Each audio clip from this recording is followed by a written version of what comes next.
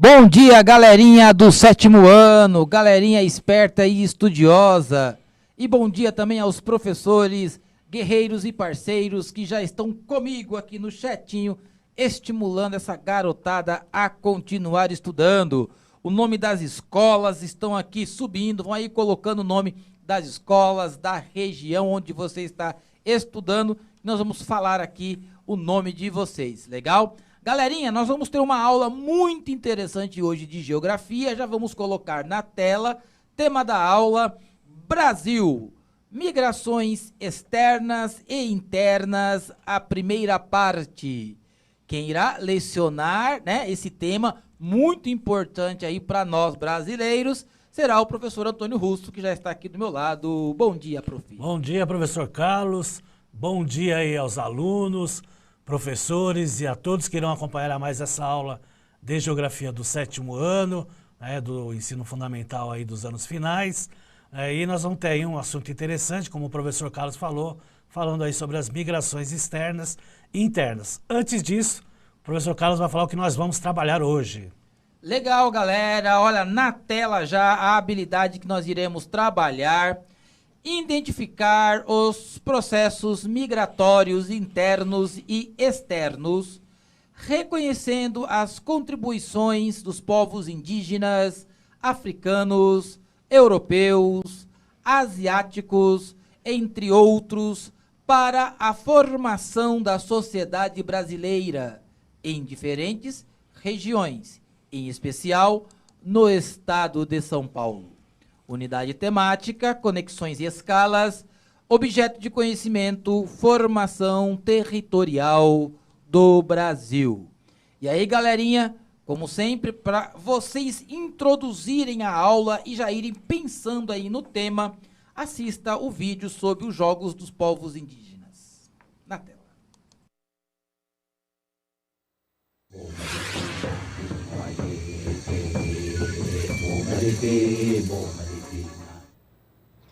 Celebrar, promover e integrar os povos. É com essa ideia que os primeiros Jogos Mundiais dos Povos Indígenas acontecem em Palmas, no Tocantins.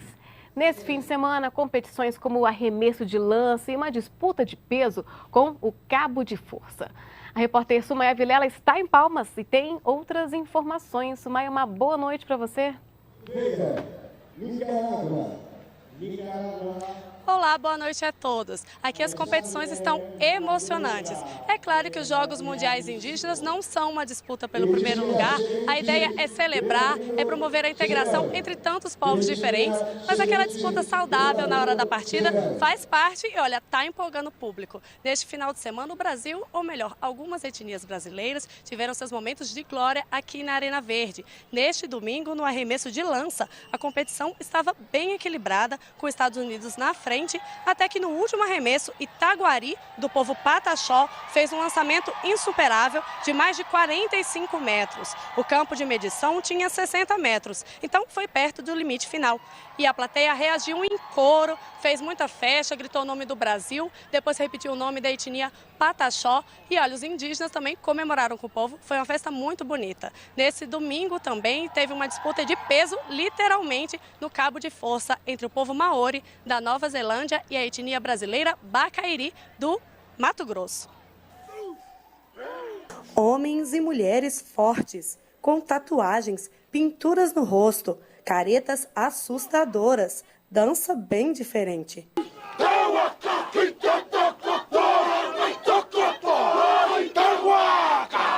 Os Maori, povo da Nova Zelândia, estão chamando a atenção nos Jogos Mundiais dos Povos Indígenas em Palmas, Tocantins. E eles até gostam da curiosidade do público. Falam que têm orgulho de mostrar quem são. Este domingo foi o dia mais esperado das competições para os Maori. Acostumados a esportes bem diferentes dos brasileiros, o cabo de força era o momento para mostrar o ponto forte da equipe, a força. Para entrar em campo preparados, muita concentração e preparo físico. O cabo de força usa 10 homens ou mulheres de cada lado. Ganha quem puxar a bandeira que marca o meio da corda para o seu lado do campo antes do tempo acabar. começa a partida com vantagem dos guerreiros da Nova Zelândia. Os movimentos sincronizados ajudavam. Mas os Maori não esperavam o que, ou melhor, quem vinha pela frente. Os Bacairi, do Mato Grosso, campeões nacionais de cabo de força nos Jogos Indígenas do Brasil. No fim do tempo, os Maori cansados perderam o ritmo para os atletas do Alto Xingu. E eu estou aqui com a etnia que ganhou essa partida. Eu vou falar com o Reginaldo, que é representante aqui do povo. Você falou que puxou caminhão também, né? Treinou bem forte. Como é que é isso? Sim, a nossa preparação tem uma parte de material, puxando tratores, caminhões, né? Fazendo aquele tudo força para preparar o atleta. E a plateia ainda tem muita etnia brasileira para torcer. As competições vão até o dia 31 de outubro. Mas o espírito não é de rivalidade a todo custo. É de espiritualidade, de confraternização e de agradecimento pela experiência e bênção a todos os presentes, como deseja o guerreiro Maori em língua nativa. No te motu, no te whenua, o Aotearoa, te Ikamaui.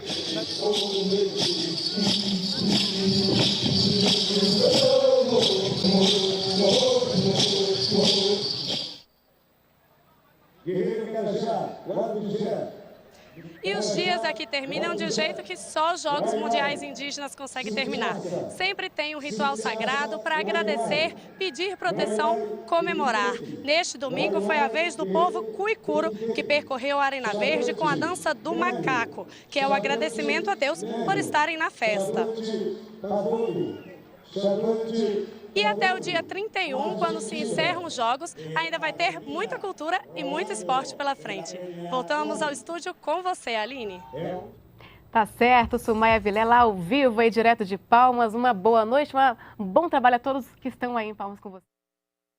É isso aí, né, Carlos? Então, é um jogo, né, que é um campeonato, né, de comunidades, né, mundiais, que além de inteirar a questão dos jogos, tem a questão cultural, que é o mais importante, né? Sim, e olha quanta riqueza cultural esses povos nos trazem.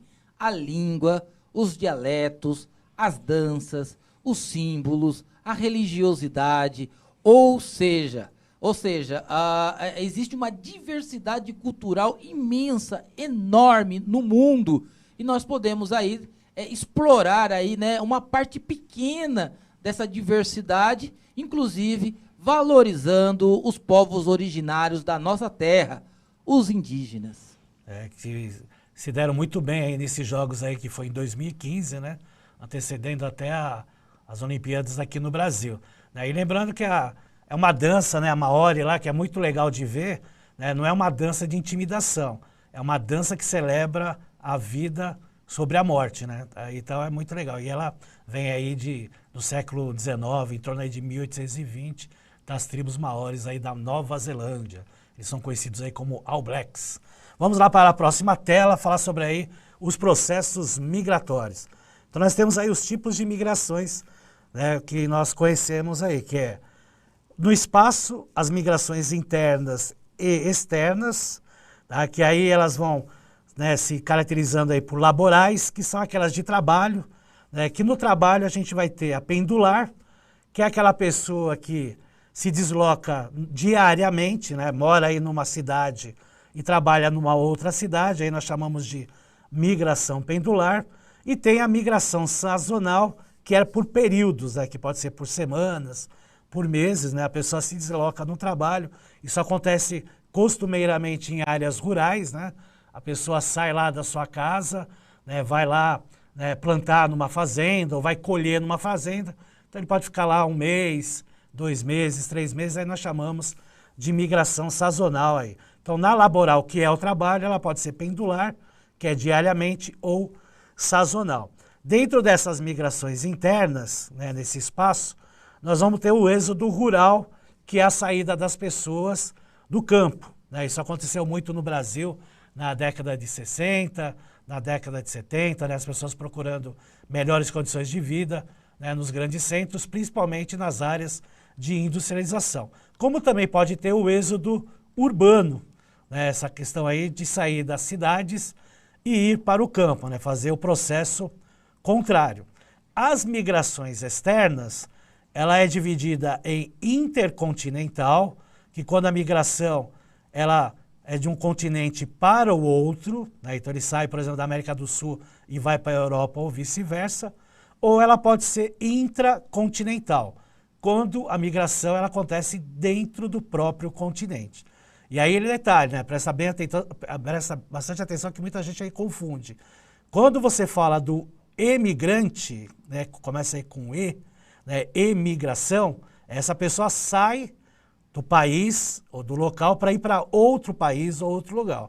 O imigrante é aquele que vem para o país, né? Então o imigrante sai do país de origem e vai para outro país, e o imigrante da imigração é aquele que vem para o outro país. Então, o italiano que veio para o Brasil, para nós, ele é um imigrante, né? O brasileiro que foi lá para a Austrália, para nós, ele é o emigrante. Ele saiu aqui do Brasil e emigrou para a Austrália, tá? Um exemplo aí para vocês entenderem. Vamos lá voltar para a tela.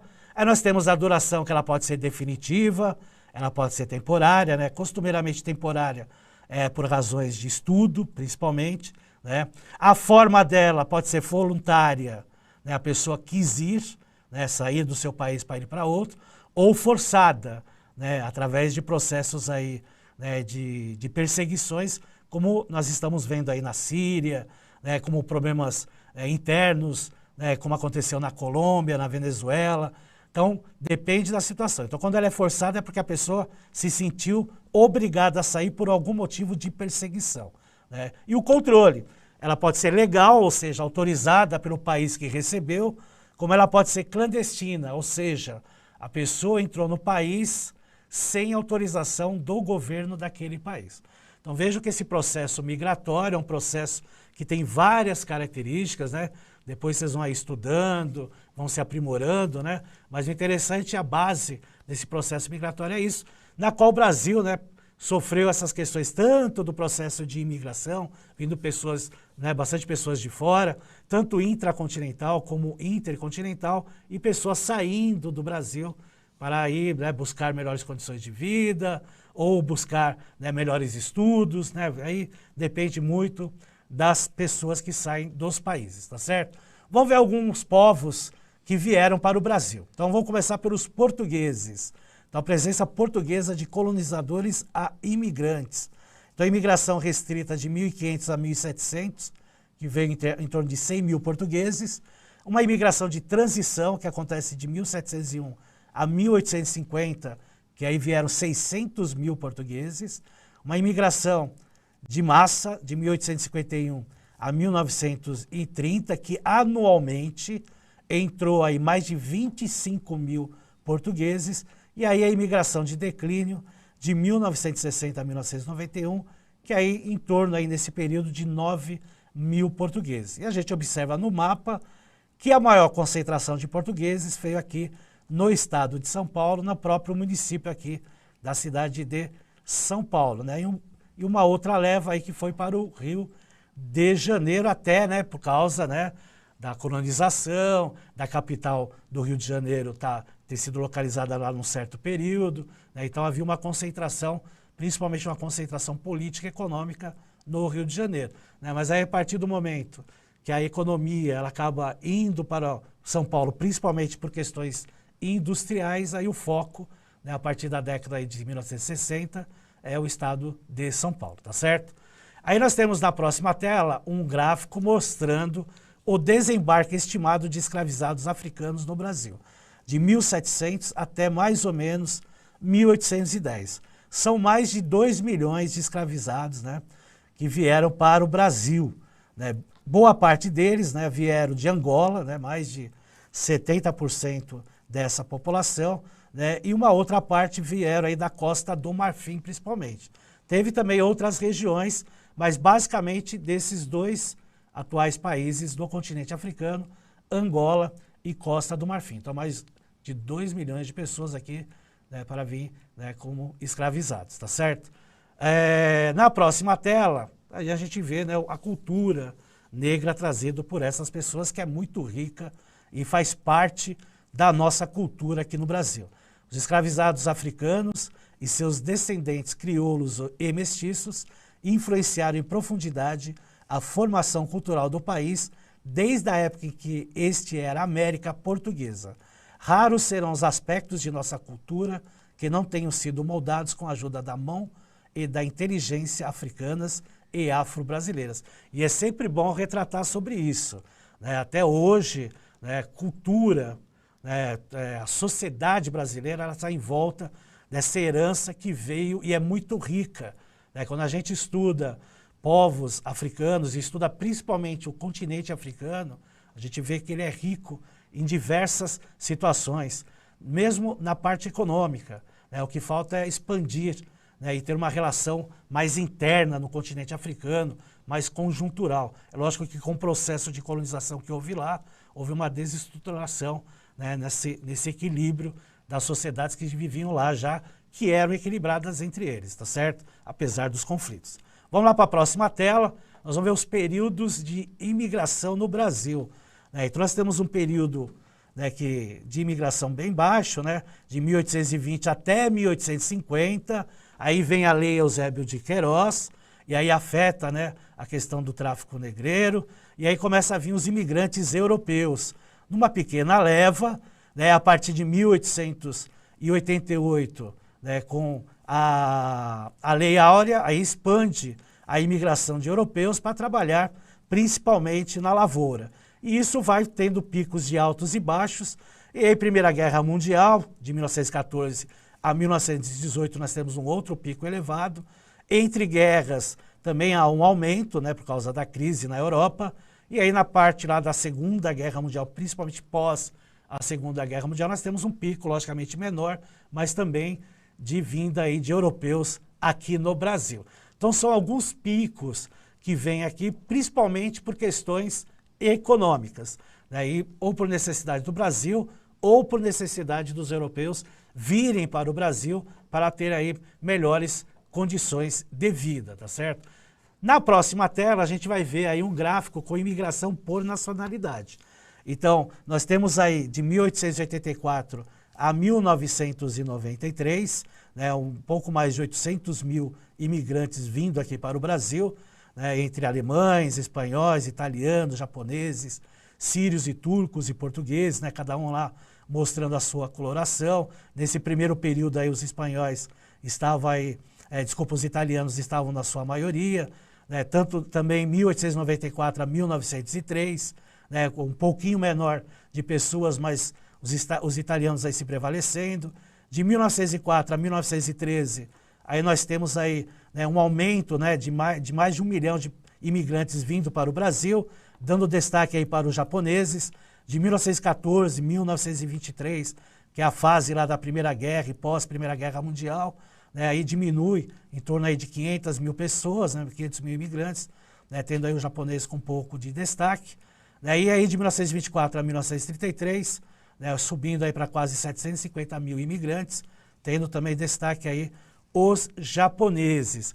E aí, a partir de 1945, Segunda Guerra Mundial, né, nós temos aí a vinda aí, né, aí a diferença, né, dos alemães, né, vindo aí no período de 1950 a 1954 em laranja, né, também vindo nesse mesmo período aí, né, essa relação de 1950 a 1954 nessa relação da maioria, né, que vem, né, então o período de 1945 a 1949 vieram menos, né, do que 1950 a 1954, e aí dá uma certa queda aí de 1955 a 1959, que está em verde, né? Então, período aí maior de 1950 a 1954, aí destacando aí os alemães, os italianos, os japoneses também aí, e os portugueses aí diminuindo com o passar do tempo, né, e os espanhóis também, tá certo? Então, essa relação aí, né, vinda aí de diversos povos, principalmente da Europa e também da Ásia e do Oriente Médio, né, que faz parte lá da Ásia, faz com que essa miscigenação, essa cultura, né, se misture aqui a nós aqui brasileiros, e nós tendo esse costume até hoje. Certo, professor Carlos? Certo. E olha que interessante, professor Antônio, a Isabela, ela nos traz uma informação aqui, que ela diz assim, olha, A minha tataravó foi laçada para casar. Ela era de uma tribo, né? Eu acho que uma tribo indígena. A minha bisa também foi caçada e capturada no mato, né? Que ela era também indígena.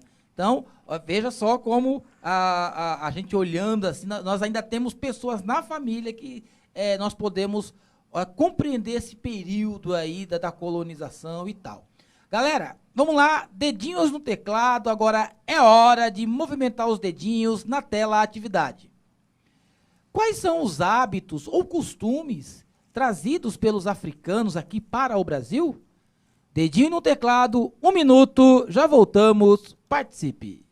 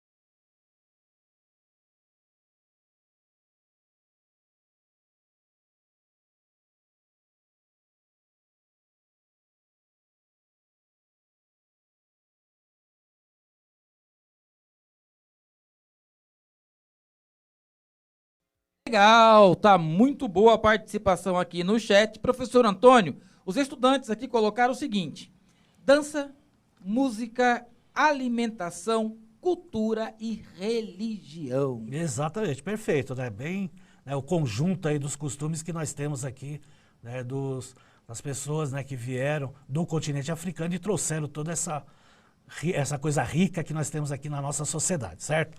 Agora nós vamos ver aí, né, outros imigrantes que vieram para o Brasil, a começar com os italianos. Então os italianos também, né, basicamente como os outros, vieram por motivos econômicos, né, e problemas relacionados aí à questão lá na Itália, principalmente no pós-Primeira Guerra Mundial e, logicamente, pós-Segunda Guerra Mundial também, né? Então muitos italianos, principalmente da região sul da Itália, né, que lá é considerada a região mais pobre, né, que é o inverso aqui do Brasil, foi lá se concentrar mais, como a gente está vendo no mapa, no estado de São Paulo, né? E também aqui na cidade de São Paulo, principalmente, né, para trabalhar no interior de São Paulo, na lavoura de café, né, na divisa com o Paraná, e depois nas fábricas aqui na cidade de São Paulo. Tá? Os japoneses também vieram aqui, né, pode ir para a próxima tela, né, que aí a gente vai ver os japoneses, né, com uma grande concentração no estado de São Paulo e também no Paraná, né, no oeste paranaense. Né, eles migraram para o Brasil também com a possibilidade de conseguir melhores condições de vida e no futuro retornar à terra natal, né, mas esse projeto aí não se concluiu, né, então os que vieram para cá acabaram ficando aqui, né. Depois, na década de 80, principalmente 1980, 1990, foi o efeito contrário, né, muitos descendentes de japoneses foram para o Japão para ter aí melhores condições de vida, até porque nós tínhamos aqui uma crise econômica muito grande na década de 80, né, conhecida até como década perdida. E os espanhóis? Vamos ver aí os espanhóis. Sonhos galegos, 500 anos de espanhóis. Fazer a América.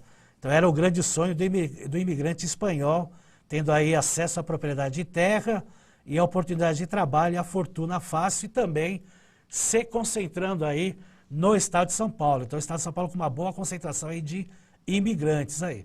Os alemães, aí sim, os alemães estabeleceram-se aí no sudeste, mas principalmente no sul do país. 1824 fundou-se a colônia alemã de São Leopoldo, no Rio Grande do Sul.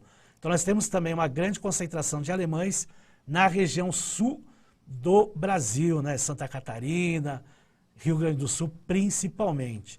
Temos aí os judeus, né? Vamos lá, Nova Língua Interior, 500 anos de história dos judeus no Brasil, pouco familiarizados com hábitos brasileiros, né? E aí, né, marcados pela exclusão, vividos em suas sociedades de origem, os imigrantes judeus recriaram sociedades né, intensas da vida cultural e política aqui no Brasil, tá certo? E a próxima aí são os árabes, para finalizarmos aí. Os povos árabes emigraram basicamente por motivos religiosos e por motivos econômicos, sociais, ligados à estrutura agrária dos países de origem, tá certo? Então são basicamente esses povos aí. Tem outros povos, mas são os principais. Tem um mapa aí, rapidamente mostrando, né, os países coloridos de acordo com a população imigrante. Os que estão mais em azul escuro são os que têm mais de 50% de imigrantes na sua população. Então concentra aí na Ásia Central o Cazaquistão, a Arábia Saudita aí no Oriente Médio, a Austrália na Nova Zelândia, a Nova Zelândia na Oceania e o Canadá na América do Norte. E para finalizar, um mapa de imigração, né, que os que estão em vermelho, pode colocar aí na tela, são os que têm os emigrantes, são aqueles que saem por algum motivo aí, principalmente migrações forçadas. E os que estão mais em verde são os que recebem mais imigrantes, dando destaque aí para os australianos e para os canadenses aí, tá certo? O Canadá e a Austrália, certo, pessoal? Rapidamente printe a tela, vai ter aí uns links para vocês pesquisarem, do IBGE, Museu da Imigração, do Museu Afro-Brasileiro. Obrigado mais uma vez pela participação no chat, pela participação de vocês, obrigado pela parceria, professor Carlos, até a próxima. Até a próxima aula, não deixe de avaliar a aula no final. Galerinha, tchau.